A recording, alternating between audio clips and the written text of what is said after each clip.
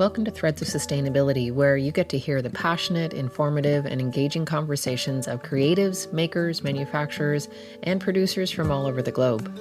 We explore what sustainability can look like in the quilting, fiber, and textile world, and I'm your host, Bridget O'Flaherty, also known as the Sustainable Quilter. Welcome to another episode of Threads of Sustainability. I am your host, Bridget O'Flaherty, and today I'm really excited to bring you conversations with Sam Hunter. And Sam is a true believer in the power of creativity and champions the idea that creative individuals are the ones who make our world a more beautiful place to live in, and considers this pursuit to be one of her life's missions. She's very much advocates that sewing skills are precious and deserve proper recognition and compensation. And under her, she does a lot of writing and she does a lot of blog posts, and she has a blog called We Are So Worth It. And she's challenging the historic undervaluing of women's sewing skills and calls for transformative change in how we perceive and respect these crafts. And she's really committed to uplifting her industry colleagues, which is how I know her. And she emphasizes the importance of fair and livable wages. And she's a mentor and business coach, and that she believes that the sewing community stands together and can elevate and empower each other to achieve great heights. So I thought it'd be a really great idea to have a conversation with her about some of the underpinnings of the business side of being a quilter or textile artist in this industry, and what we need to do to create sustainable businesses. So I really hope you enjoy this conversation. It was a really interesting one to dive into. I have with me today Sam Hunter, and I think you're going to really like to hear what she's got to say. Welcome to the podcast. Nice to see you again, Sam. Nice to see you again. I'm totally thrilled to be here, and I'm really looking forward to having some of these like really chewy conversations that you and I have a tendency to get into, and just see, what we come up with. Yeah, no, I'm excited about it too, because we're kind of coming at things with a different lens today, which I'm pretty excited about, because it's not something that I've talked about a lot on this podcast. Usually I'm really talking mostly about materials and the art side of quilting. But your niche and where you and I connect is through business and what textile businesses can look like. Yeah. So I'm excited about getting into some of that. But before we do that, let's get a little bit of background on you first. Tell me, I'm not sure why I don't actually know this story yet, but tell me your story. How did quilting become such a big part of your life in terms of a business? I started quilting 1989. And I like the first proper quilt I suppose I made was shortly after my son was born. And I bought a pre-quilted panel and already made binding with ruffles on it, and somehow banged this together for him. It had Snoopy on it, which Snoopy was always one of my favorites. And actually, his grandma, my husband's mom, made him a little quilt that was hand quilted, and those quilts are still with us. So you didn't quilt like as a kid, like you weren't doing quilting, and your mom, did you have Mm-mm. anybody in your life that taught you to quilting or sewing? No, nobody was quilting. Although I had a super, super needlework heavy upbringing. I'm British by birth. I realize that doesn't come out a whole heck of a lot when you hear me talk. I'm fond of saying I speak half and half. And if you get me around the Aussies or my fellow Brits, the British part will come popping right out, or you get me angry. So yeah, I had that sort of classic upbringing with the women folk in the family that sewed. The first time I sewed on a machine, I was 7 years old, and my mother bravely let me at her machine. And what I was trying to do was make Barbie clothes. I made the first one not accounting for seam allowance. And even when I was cutting it out, there was a part of my head that was going, well, wait a minute, because, when I look at my t-shirt, there's this extra bit under there. But of course it didn't fit Barbie. And so the next one I came back and I added seam allowance. So it's like that puzzle was grinding through the gears at 7 years old. And I've always been a, how does that work? Why does that work? How did you get there kind of person? I often say two ways to look at the clock. One, oh, it's time for a cup of tea. And the other is, how does that mechanics work? What are those gears doing? How does the hand spin? And I tend to live a lot in that. My favorite conversation to have with people is, how did you get to be the you that you are? Like, what was the journey of that? So when I was 9, we had emigrated to the United States when I was 3. When I was 9, I went back to England, and I spent a lot of time with my grandma, who was very, very into crochet. And then I got a stepmom, and she was the kind of person that could knit cables while watching television. And in my teen years, I spent a lot of time with her mom, and her mom had a treadle sewing machine. My stepmom had a regular machine. I took needlework. I was like one of the last years in my high school to take needlework and cookery at school. And the nan that I spent my teenage years, I mean, we would sew stuff on the treadle. She knitted really well as well, and she did bobbin lace. So I just got this huge, huge, huge sort of just generational indoctrination of the needle and thread. So the first proper quilt I made, a friend of mine was working in a discount fabric store. I went and bought fabric. It ended up being a trip around the world. It was done in brown calicos because that's what we could get. And I hand cut everything with scissors. I don't believe there was a single junction on this quilt that actually lined up.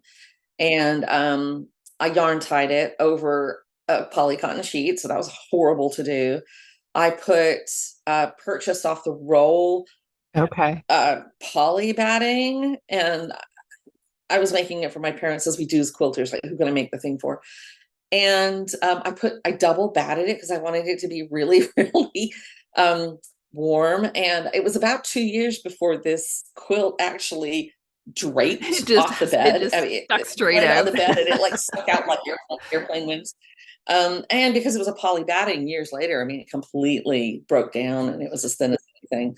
But then after that, I took a proper rotary cutting class. Marilyn George was my teacher.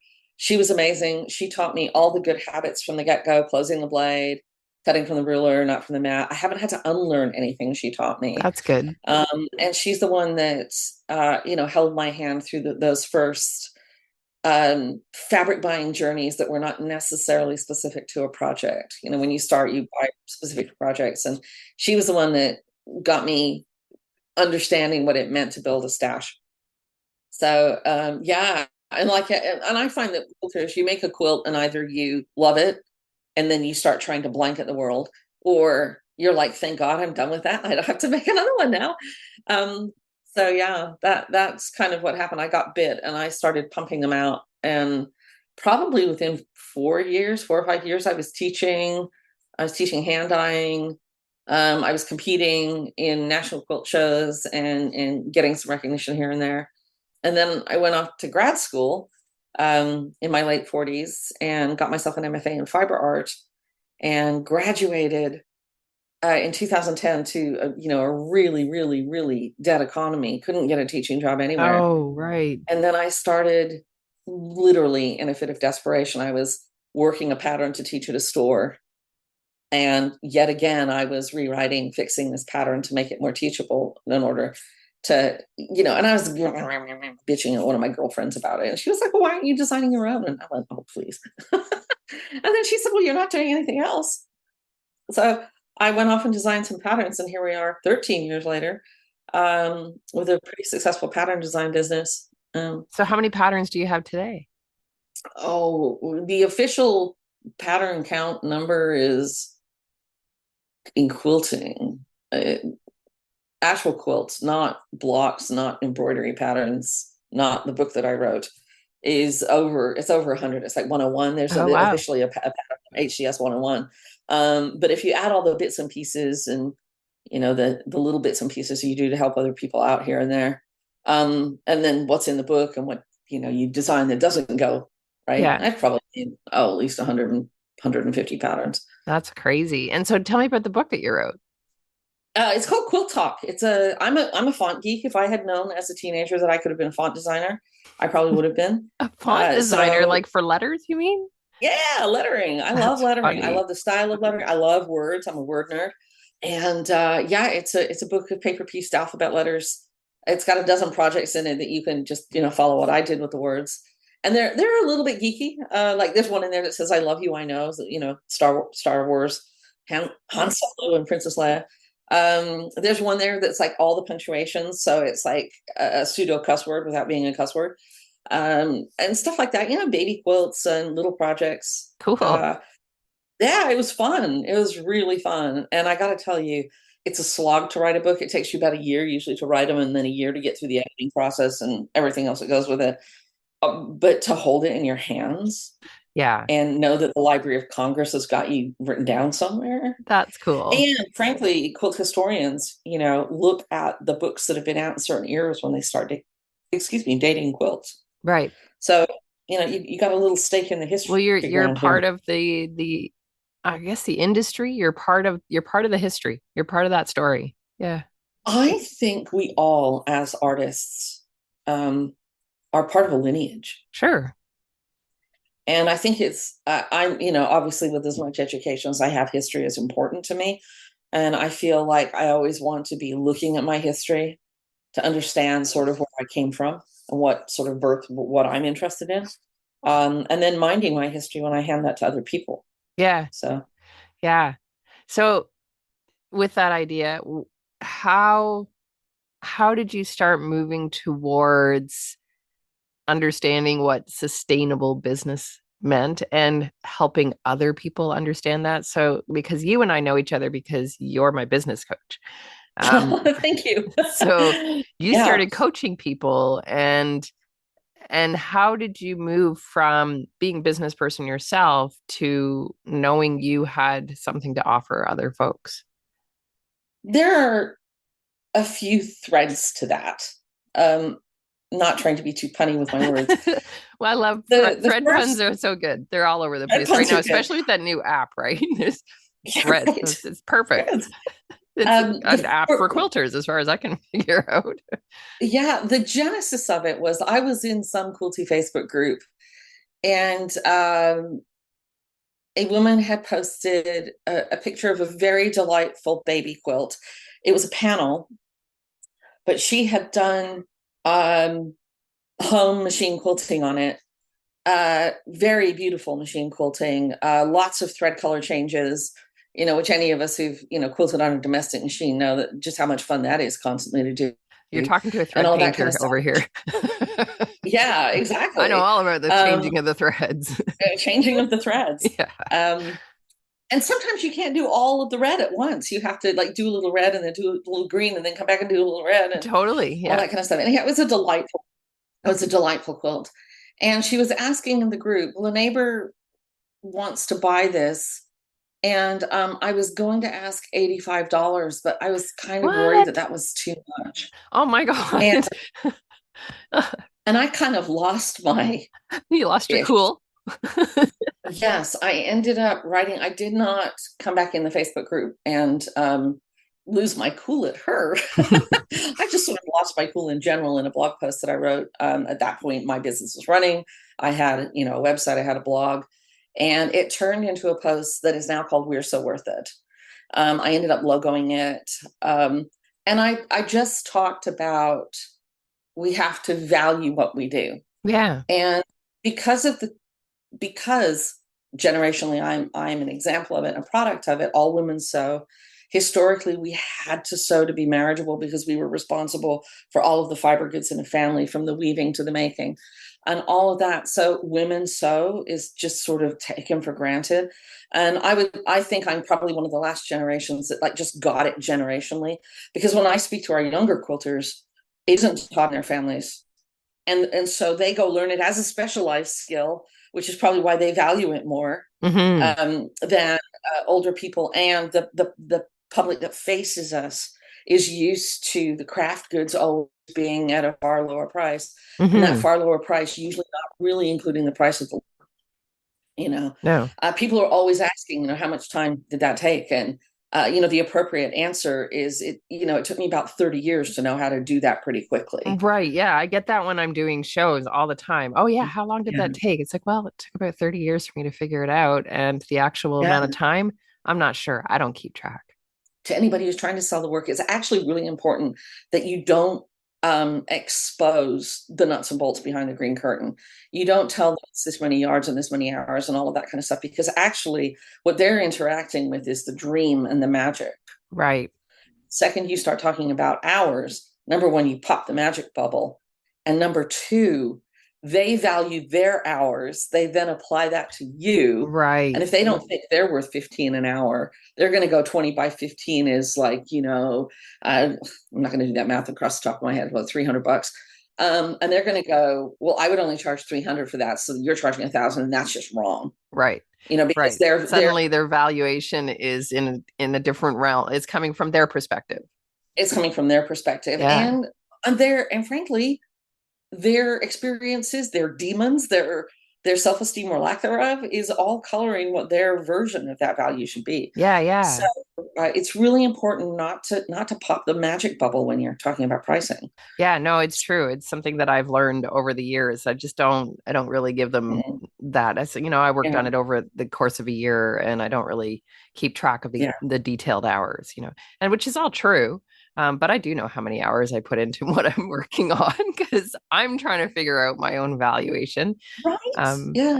but So this turned into a blog post, and then that blog post went viral probably 3 or 4 months later, and it's still something I talk about all the time. And as I have become a member of the quilting industry, I'm always the first person mouthing off when people are trying to do things for cheap or for free. Um, Especially that sort of horsehair shirt of I don't know. It's like they say you have to give away a free pattern before anybody's going to buy yours. And I'm like, I have not met they yet. who are they? Who are they? I don't know who they are. Yeah, And then people seem to, they toil in this place of not making money, obviously with frustration, because you don't go into the craft business. You can make good, adequate, lots of money in the craft business sure, with a lot of careful strategy. sure. But at the beginning, it's a slow burn. Yeah, And so you don't necessarily jump into this, thinking, well, I'm going to be made in the shade and, making millions doing vacationing this. on the Riviera next year, Yes, um, and so on and so forth. But then they seem to like self-impose a horsehair shirt of I can't make money, or I can't make a lot of money, or I can't raise my prices. And wait, I have to I, stop you there. What do you mean by horsehair shirt? What is that? What's that phrasing from? I don't know what you're talking. I've never heard that oh before. God, well, I think it probably comes out of my British upbringing that Okay. wearing a horsehair shirt is, I believe, I'm gonna have to go research this now, something that people in religious monastic communities used to do as making their lives hard to Right. prove their Oh, worthiness, right? okay. Okay. Yeah. Because it's They not a deliberately go wear comfortable, something that's it's not really comfortable. itchy, It's uncomfortable. Oh, It's interesting. like Interesting. self-flagellation, Right. Okay. Okay. I get that. Okay. I can see that now. Okay. So you put this post out and I'm curious though, it went viral, but I'm sure there were opposing opinions about in that viral conversation. So tell me about some of the different narratives that were coming out of that conversation and still today come out of that conversation. The first narrative I think everybody faces if you try to express anything about the craft industry that isn't uh, happy, happy, joy, joy, isn't this pretty, et cetera, et cetera, et cetera, is there's a significant contingent of practitioners of craft who do not want anything in craft that isn't just happy and pretty. And it's a place of pure escape for them. So don't talk politics, don't have opinions that can be differing, not even controversial opinions, but just differing. I have lectured in guilds where I've said, we have to charge for the quilts, and if you don't, and some people tell me, well, I don't have to make the money, so I can do this cheaply. Yeah. And the point that I make is, you do it cheaply, it sets the bar down for everybody, Right. including the people who do need the money. Okay, so if that's really where you're at, for heaven's sake, charge the money and then donate it. Yeah. Donate that money to an organization that matters to you. Yeah. Donate it to the food pantry, right? Donate it to cause of your heart, whatever that cause may be. Yeah. I have a few donated products on my website where the proceeds are donated, to causes that matter a lot to me. So the first, for me, the first gate of disapproval is I brought in something they have to think about to this place where they'd rather not think about it. Sure, sure, sure. Within the industry, there are still people who are working up the they ladder that I don't know where it came from, and they argue with sort of false equivalencies. Like I always say, like, well, how many times have you tried a new restaurant? Did you get the meal for free? Right. I don't want to try a pattern designer until I know how they write. Okay. But how many times have you gone into a new restaurant, you tried the meal, and you're like, maybe I could come back to this, or maybe I'll never come back to this. And I say, well, but in every other place in the world, you still pay for the first taste. Yeah. Okay. And then they'll come back and say, well, Costco gives away chips. And it's like, well, Costco is actually doing the giveaway of chips very strategically because they know you're going to buy the beer because they just made your mouth dry. Right. As well as 2 bags or 4 bags of the chips. Exactly. Costco gives away the low profit items because they know you're going to come out with the high profit items. It's called loss leader. It's done with strategy. Yeah. It's done with strategy. Okay. So I think it's super important if you're going to play in the realm of free patterns or those kinds of things, is to be incredibly strategic about it. And what we found in the industry as a collective, I was talking to a colleague of mine. She recently joined a 20 other designers. Everybody put a free block in. So you had the power of 20 designers reaching their mail lists, right? And they had like a week to log into everybody's site and collect what they needed and then move on. And she got a massive bump in her email list from this, effort. And I said to them, are they buying anything else? Are they converting to proper paying customers? And she said, no, they're not, which means she's now got her email list pretty congested with people who are really only there to look for her next freebie. Right. Right. And because we do this, we teach people that we do it. Therefore, they come to us Looking digging for around. I it. mean, I get customer Yeah. service emails saying, I don't see any free patterns on your site. Where are they? Right.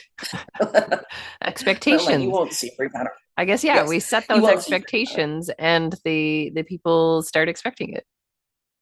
Absolutely. We treat people how to treat us. Yeah.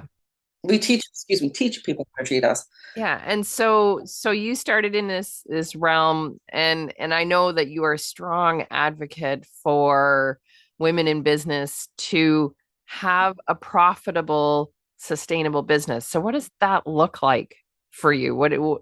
If you had the perfect, I don't know, I'm sure nobody has the perfect business, but if we had the perfect business, what would that sustainable business look like? What's the goal? The first part of the sustainable business, especially for the entrepreneur, is, does the entrepreneur have a life? Right. Right. It's not about the money or the product, it's about their personal No, life. no, Yeah. no, exactly. And when you start entrepreneurship, and in the craft industry, oftentimes you can bootstrap in with not a lot of overhead or investment. You can get a little website up relatively cheaply. You can start designing patterns using software that you pay very little for, or free software, and all of that kind of stuff. And if you release PDFs, you never get into printing things. You can actually bootstrap into this. Um, but you end up, I mean, my email signature block says the chief everything officer. And I'm not kidding around, because I design, I draw, I write, I publish, I manage inventory, I do layout. I'm the shipping manager. I've become the social media manager. I've become, and honestly, the org chart of a small business, when you look at it and then you write your name in every hole, because that's what you're doing when you're Right. starting, Right. has you spinning in never ending circles. And what suffers is you. Yeah. And especially so many people in the craft industry, when they come into entrepreneurship, primarily, I don't have stats, let's call it 95% female, in the needle arts part of the craft industry. Okay. In the needle arts part of the craft industry, primarily women. A lot of these women are moms. A lot of the older women have very active grandparent duty that they're very involved in. And as you add the duties of entrepreneurship and add the duties of family and children, add the duties of just family, even if you choose to be childless and you're a dog mom. What it takes to have a happy, healthy, well-trained dog is not insignificant either. What we end up squeezing is us. Right. We Right. always end up on the bottom of the list because that's how women are raised to be. Yeah. We're always on the bottom of the list. Everybody goes first. The side hustle that we think we're having suddenly is everything. Yes, because there begins to be no end to the things we will squeeze for it. Right. And and so for me, the first step of sustainability is how do you, as a human, take care of your human while you're building a business? And that takes an incredibly disciplined and rigorous boundarying. And then what else ends up happening is, and you and I've had these conversations. I mean, one of the first conversations we had was, what are you working on? And you gave me this list of projects. And the reality is, and this comes from, I am part of a paid community called Productive Flourishing. It's the work of Charlie Gilkey and Angela Wheeler. They've got an amazing book out called Start Finishing, which is really aimed at entrepreneurs who need to project manage. And that's the methodology that I talk through. Is the first rule is you carve that down to 5. And I am notorious in all of our meetings to go, no, I don't want to carve it down to 5. God, I don't 12. want to, I want to have What do you mean? 12, Yeah. and if you let me have 12, I'll make it 20 by the next weekend. Yeah. So what it involves a lot of really soul-searching realism about how much time do you have? And it's not just, do I have 20 hours this week? It's like, how much do you have in a sustainable way? You can have a 20-hour push one week. You cannot push that, and especially as most of us, come into this with a day job of some description as well. It's like you cannot keep 120% sustained performance going forever. You get to do those little pushes, but you have to look at yourself in an aggregate of really what your average is. And you can bump 20s, but if you do too many 20s, you'll have to have some zeros. So it's better to find a way to have a sustainable 8 to 10. And then what comes after that is strategy. What is either the thing that you got to do that makes the money? Mm-hmm. Because why would you do this if you were not in it to make money? Okay. So I had an interesting conversation with my sister. I'm going to pause you there for a sec. With my sister this week about a friend of hers who does these beautiful paintings. Like she's incredibly artistic, and she barely charges for her stuff because she's got a full-time job. She doesn't need the money. And so I had that conversation with her that you were talking about. Like, you're actually doing a disservice to the people out there who actually do need the money because you're undercutting them and you're devaluing the work that goes into that so that somebody else who is trying to make a living doing it can't charge what they should be because they can get something that's equally great from somebody else who's charging less. And it was, she just kind of went, oh, she just hadn't thought about it that way. And I don't know if she'll talk to her friend about it or not, but it was just an interesting, she hadn't thought about that piece of it. Mm-hmm. Well, pricing is a journey of self-esteem. Yeah. It's a challenge I get flop sweat when I do it still. And I'm like the person everybody comes to talk about pricing. You have to decide that you made something of value. You have to put a number on that. Egad. Women are historically underpaid. Our work is undervalued. Every time that we try to pop above that underpayment and undervaluing and get paid properly and value the work properly, somebody somewhere is going to tell us we don't have a right to do that, that we're too big for our yoga pants, whatever that is. Yeah. And you have to fight through all of that historical head trash that keeps your self-esteem saying, no, I'll just give it to you. And get into pricing. It's a hard journey. I completely understand why people go, that's okay, I'll just go cheap or I'll just give it away or any of those kinds of things. It's not an easy journey, but it's one I believe it's really important that you meet it. Hey everyone, it's Bridget, the Sustainable Quilter. I wanted to let you know about the Green Stitchers Hive. It's our brand new online community. It's a welcoming space where we can connect, share knowledge and resources, and support each other in our journey towards sustainable textile practices, whatever that means to you: quilting, weaving, knitting, felting, anything. Inside the Hive, we have workshops, monthly challenges, live Q&A sessions, live lectures with guest speakers, and opportunities to connect with other like-minded people. You can access the Green Stitchers Hive on my website at bridgetoflaherty.com. Can't wait to see you there. Yeah, absolutely. And it is one of the struggles, I think, of all artists. Like, and I don't know if it is gender specific but there is different historical factors that are impacting women for sure. But I do know men also struggle with trying to figure out pricing, especially Oh, as totally. artists, Totally. because the art world in and of itself has been historically devalued. And, unless you're dead, you're you are constantly battling what other people think your time and your creativity is worth. And you're putting yourself in that challenge too, right? You're suddenly going, well, what am I worth?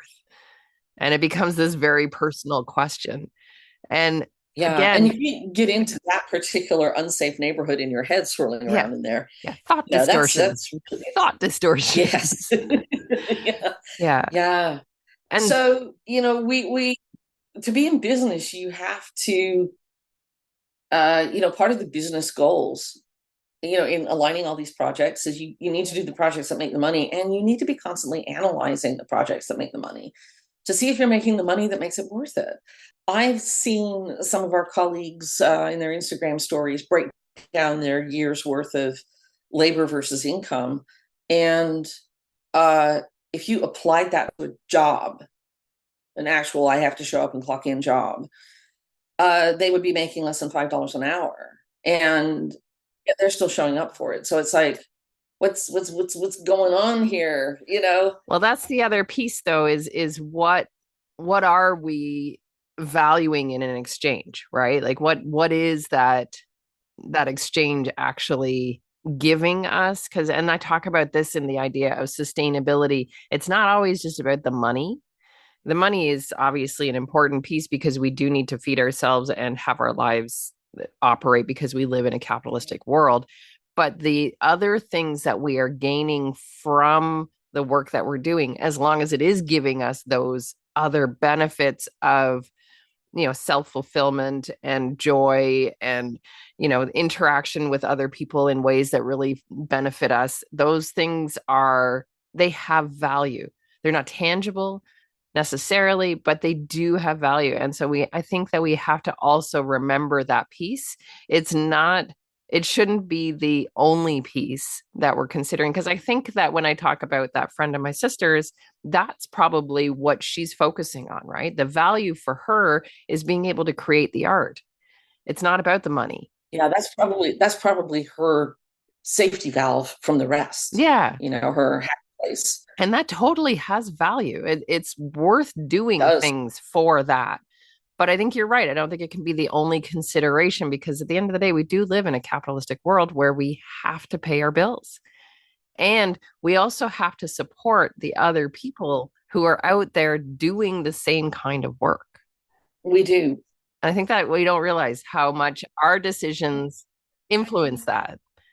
One of the things in the terms of sustainability that I'm always looking at is if we don't treat each other within the community and treat our customers well, and frankly, treat other industry elements. In my world, it's the fabric manufacturers, the distributors, the shops that sell the stuff. One of the things that I'm always saying is we're all legs of the same table, and without any one of this table gets wobbly. We need people to manufacture fabric. We need people to design fabric. We need distributors to move this stuff around. We need our notions creators. We need people like me designing patterns. We need the shops. The shops are one of the first amazing, I don't know, I was going to say defense. A brick and mortar shop creates community, and it gives especially visual learners a place to go get help. And, they filter our products into the hands of the customer. And then we've got our customers, without whom none of this would stand up. But if any one of these groups of people decide that they're more important than everybody else, we're going to wobble a table. And I consider how I treat a customer, how I stand up for pricing, how I stand up to the industry forces that try to take advantage of me, and there are several. I consider that all to be in service of keeping this table upright and not wobbling. I would hate to be the person because I didn't proofread my pattern or whatever. I really work hard at making patterns makeable. What if I made it so hard for someone to make the pattern that they never came back into quilting? Well, number one, they lose what's great about quilting, but we lose a customer. Okay. They lose the community where most of my best friends come out of this community. So I want them to have that in their lives, but we lose them, and that hurts every other person. And so I think sometimes, and it's not easy in a capitalistic society, and our current way of being, has a lot of people taking advantage of each other because they can, not because it's a good thing to do. For instance, with respect to copyright and pattern writing, up to a point, it's hard to copyright a pattern. If you redraw my drawings and rewrite my words, legally, there's not a place for me to be. But ethically, what are you up to? Yeah, you yeah, know, yeah. Well, that's again coming to that benefits piece, right? right? But then the other thing that we have to look at is quilting is a long, long, long, long, long historical craft, right? And a lot of parts of the industry operate the way it was, the way it should be, all of that kind of stuff. But we're now in this shift of massive technological change. And those technological changes are bringing other ethical questions to bear, like using AI to Sure, write, sure. right? You know, so I believe that at some point, a code of conduct, code of ethics, um, a collective idea that stands up for everybody is the right thing to do. But every time I advocate for that, you're advocating for unionization, and I don't want to be in a union. You're advocating for price fixing, and that's illegal. And I'm not advocating for price fixing. I'm advocating for everybody to have a relatively common playbook by which everybody has a chance to have a sustainable business. Yeah, it's tricky though, because everybody's interpretation of what that is What different, that right? means is So different. it's like trying to have Yeah. political groups agree. So Yeah. it can become complicated. So I want to ask you a question about the idea of all of the industry. And my stance, my position is coming at the world of sustainability in textiles is to try and, first of all, use less, buy less, not be supporting the production of um, unsustainable practices in the industry in terms of materials and notions and the way that they're produced and where they're produced. These a lot of the places that our quilting cottons are coming from and our notions are coming from spaces where people are marginalized and abused and are not treated fairly in the production of what they're doing and what we are benefiting with. And so I struggle with all of that. At the same time, I'm in this industry and I'm wanting it to be a successful industry that shifts and changes.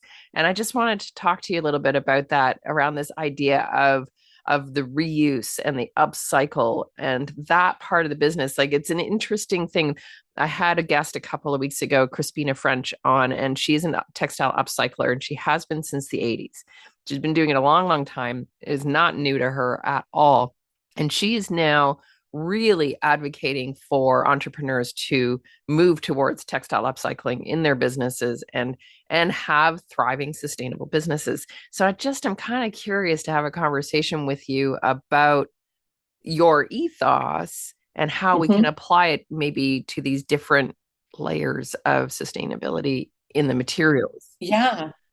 I will say this for anybody listening.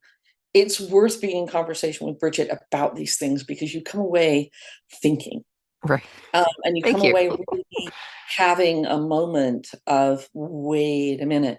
We had a conversation a while ago about seam rippers. Okay. So a lot of people still have the seam ripper that came with their machine, and it's as dull as dirt. And when you use it, it snags and drags and all of this kind of stuff. And one of the places that I look at in my business for sustainability is, how do I use my time? This time is the one thing that it's very difficult to regenerate. So my practice around seam rippers is, the second they go dull, I chuck them and I get a new one out.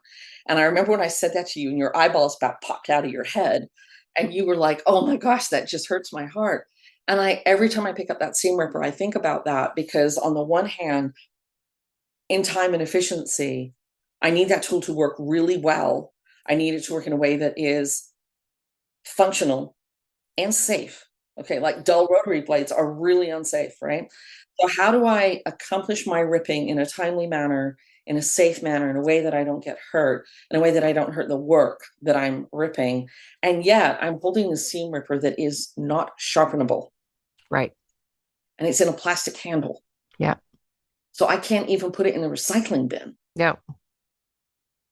So I've got one to send you, because you can replace the actual seam ripper, the metal part, and those metal parts are recyclable. They can go into your sharps container, and then Yes. you can just replace Right. them. So Little things like that. And yeah. as a pattern designer, the holy grail for us is to get into distributorship, into stores. Okay. That means we're creating a paper pattern in a plastic bag that has to survive its journey from us to the distributor, distributor to the shop to the wall, and everybody handling it. And that means that everybody I know that has tried to be in little brown paper baggies, or a pattern that has no plastic cover and is held together with a sticker, those goods get shop worn in a heartbeat, and then the shop can't sell them. They don't survive the shippings, they don't survive the handling, and then the shop isn't making the profit that it needs to make on buying these patterns, so they stop buying them. So what I did a couple of years ago is, I actually took the physical copy pattern out of the single retail channel. I don't sell individual patterns in plastic bags and paper, which I then stick in a paper envelope and use fuel to mail across the country for you to rip off that envelope while I cross my fingers that it lands in a recycling bin. And then you've got a plastic bag and more paper in your life. Okay. I know a lot of people who happily work their patterns off their iPads. I'm a scribbler, so I tend to print out the pertinent pages and draw all over them when I'm working a pattern. But then when I buy them as PDFs, I'm only actually printing the pages I need, which is less. I haven't used the fuel. I haven't packaged it in something, all of those different things. So I still do the pattern in the plastic bag for the stores, because again, all legs are the same table. That store needs to survive. It'd be nice if they survived with some of my products in it. I make it for them. And I tell people, look, if you really want this in paper, go to your local quilt shop, ask them to order it. Yeah. They would love to have your business. Yeah. But I'm going to do PDFs. And part of that, again, when I go back to this sustainability in my business, the efficiency of time. I don't have to find the pattern, pop it in an envelope, get a stamp on it, make the label. I used to handwrite the labels, which I'm dyslexic. So, heaven help you if that actually ended up in the right place.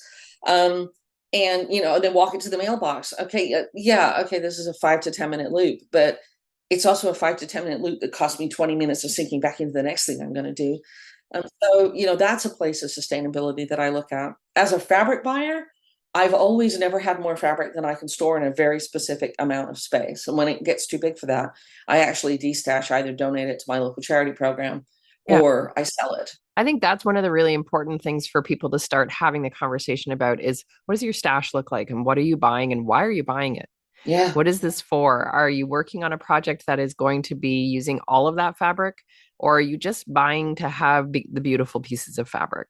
Because I mean, that's a thing.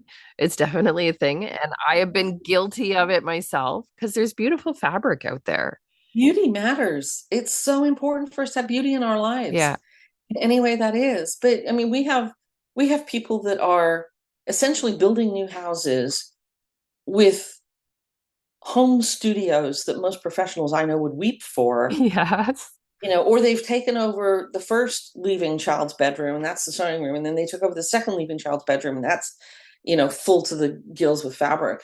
And I think one of the things that has sort of promoted this Gluttony, buying problem, this gluttony of fabric gluttony. hoarding. Well, yeah, but if you think Yes. about this also, 30 years ago when I started quilting, uh, I think I knew the name of one fabric designer, Yeah. Ginny Byer for RJR, her Yeah. basics and blenders, right? Yeah. And everything else was boutique. And then I started hand dyeing my own fabric.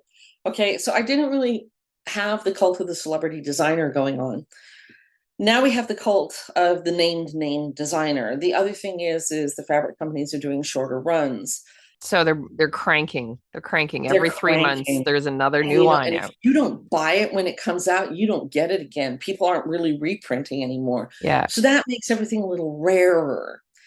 So then it sort of incites that if I don't buy it now, I'll never be able to get it. So I better. Right. And I don't know what I'm going to use it for, but I don't want to miss out. Those This is FOMO, marketers are right? so smart. Very smart. I mean, in another way, the fabric industry is doing something which I think is really good. A dozen years ago, I've made a lot of samples for fabric companies, and what it used to be is, 3 weeks before quilt market, a huge box of fabric would land on my doorstep. I'd have a half yard cut of each piece in the line, and I'd have to throw it on the wall and make something out of it in a very big hurry, hoping that I didn't miscut, and get that ready to go to quilt market. Well, nowadays, when a fabric line is in its development, we get those images digitally and we color the quilts in digitally. So you can see within 10 minutes if a quilt's going to work or not in a digital way. Also, we've gotten used to, in the wholesale catalogs, seeing digital imagery for you to, like for instance, I'm in the most recent Ruby Star catalog with one of my quilt designs in one of their lines of fabric. So I'm on their call.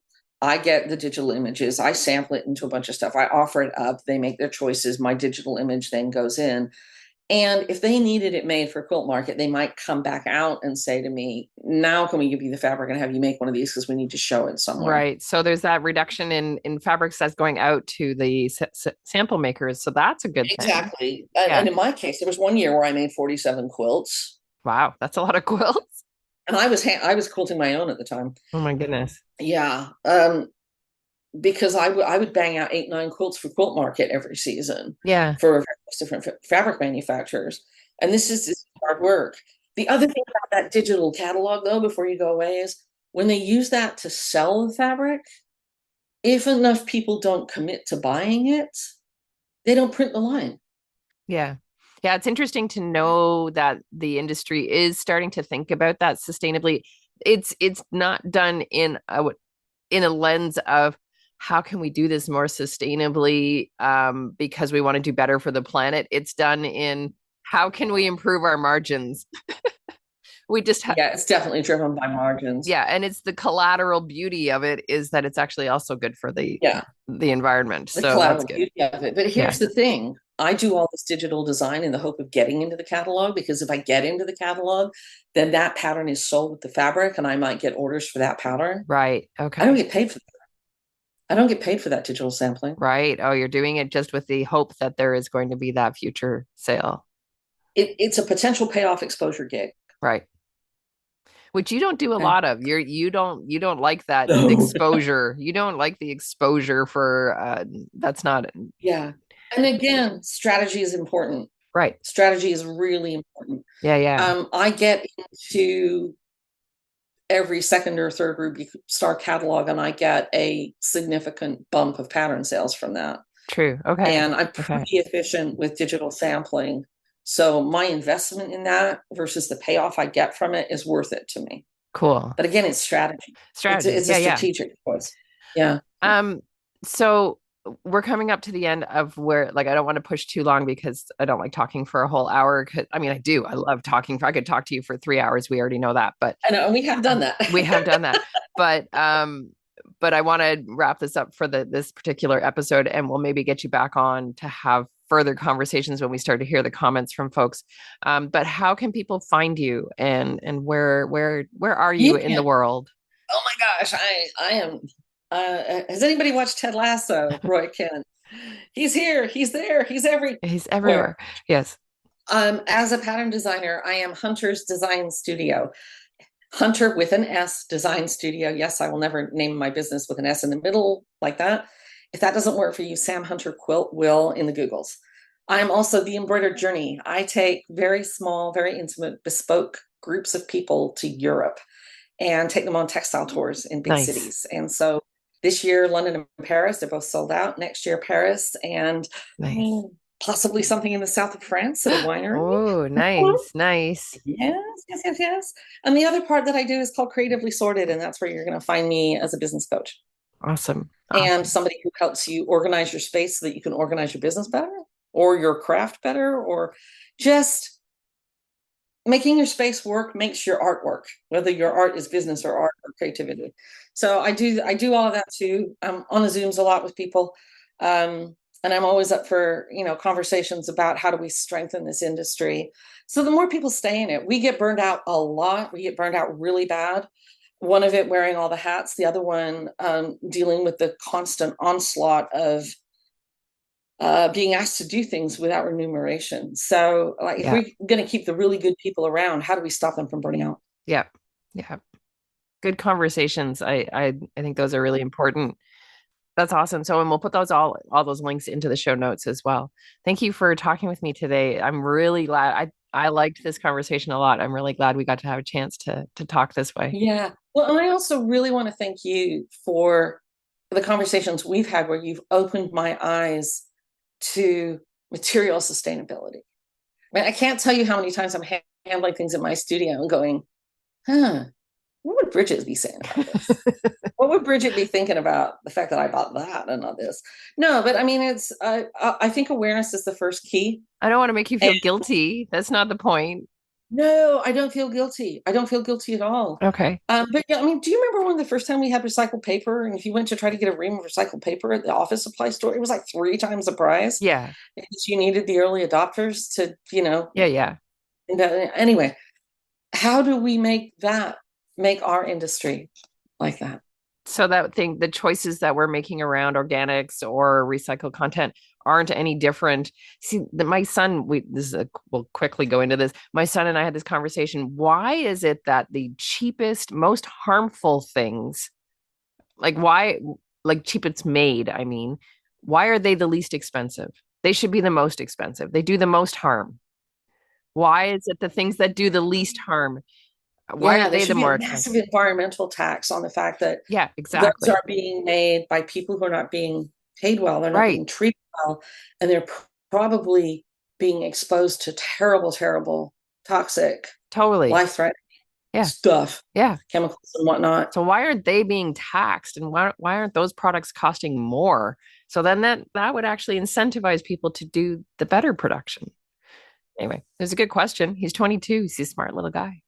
Oh my gosh, isn't that amazing? You I know know. what? I have a lot of faith. I was Me too. wearing a rather feminist t-shirt this week, and I had two young ladies talk to me in the grocery stores that I was in about what their version of feminism is looking and how it's affecting their lives. And one was a young woman of color and how that differs for her. And it really gave me hope that the young people are really thinking hard about how they make a life that sustains also, from various different angles. And they were really fired up about it, which Awesome. Yeah. because I we're kind of tired, yeah, I see a lot of because my kids are that age. So the Yeah, conversations that are going on around the kids in that age range, they're yeah, exciting conversations. Some yeah. of They're them are not, really, but some of oh, them are very exciting. oh. Yeah. The kids are up to something. They are. I hope so. I hope so. There's hope in that. Let's hope in it. Thanks for Yeah. being here, Sam. I really appreciate Thank it. you, Bridget. See you on the next one. Yeah. I really loved having that conversation with Sam. Because she and I connect a fair bit, we have these conversations all the time within our meetings, but it just what seemed like such a great opportunity to kind of share some of this bigger story that she experiences and some of the experiences she has with the industry, as well as meeting with other folks who are working in this industry, trying to make a living and trying to figure out how to do a sustainable business. So it was just a really interesting lens to kind of look at sustainability, and especially coming from a place where I am a person trying to make a living in a business and trying to make product or sell product. and doing that so that I can do it sustainably and sell sustainable products. It's a bit of a challenge for me to work my way through that. But having these kind of conversations, I think, is really, really important. I hope you enjoyed that conversation. If you did, send me an email or shoot me a message on Instagram or Facebook. I'd love to hear from you and let me know what you think about this kind of content on this podcast, because I think that it's really important to make sure that you're hearing things you want to hear. And so let me know. Reach out. I will talk to you again next time. Thank you so much for joining me and listening to Threads of Sustainability. I really appreciate all the support that I've received over the last year. If you're interested in supporting the podcast, you can do that in a couple of different ways. You can go over to my website and you can buy me a cuppa, and that helps keep the lights on here. You can also follow, and share the podcast with people that you know that might be interested. If you're interested in joining a community where we talk about all the different kinds of things around sustainability and share projects and share our journeys with each other, you can join the Green Stitchers Hive. You can follow me on Instagram. I'm on Facebook. You can send me an email. I'd love to hear from you and hear what you think about the podcast. Have a great day.